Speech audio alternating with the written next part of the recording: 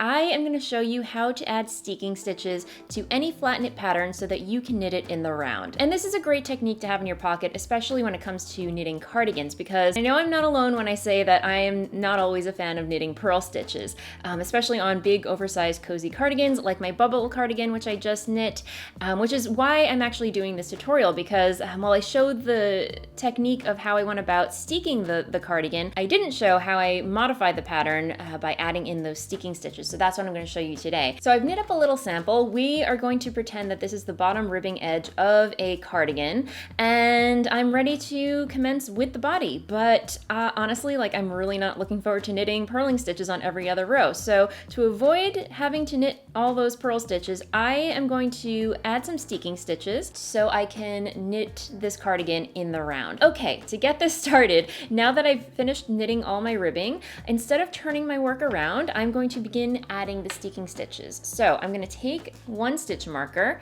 and add it on, and then using a backward loop cast on, I'm just going to add 12 stitches. 1, 2, 3, 4, 5, 6, 7, 8, 9, 10, 11, 12. In fact, because I'm using worsted weight yarn, I'm just going to give myself a little more slack. So 12, 13, 14, 15, 16. Because you have to remember, when you're ready to steek, you're going to be cutting up in between those stitches. Whichever finishing technique you intend on using, be it grosgrain ribbon or rolling the raw edges in under themselves and whip stitching them in place, you always want to make sure that you have enough fabric on either side of the steeking cut to work with. But again, it really comes down to the yarn you're using and your good judgment. So that said, I'm going to go ahead and add a second stitch marker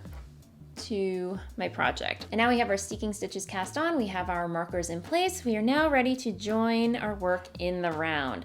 So turn your work over, be careful as always not to twist your stitches, and yeah, just simply, like as if you were knitting a hat, just join in the round,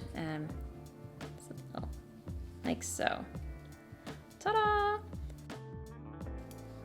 And that is basically all there is to it.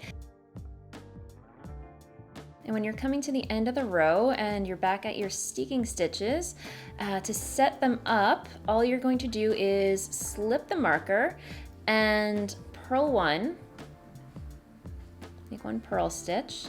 Oops. This backward loop cast on stitches are a little fiddly, I'm not gonna lie. You're gonna purl one, knit to one stitch before the second marker,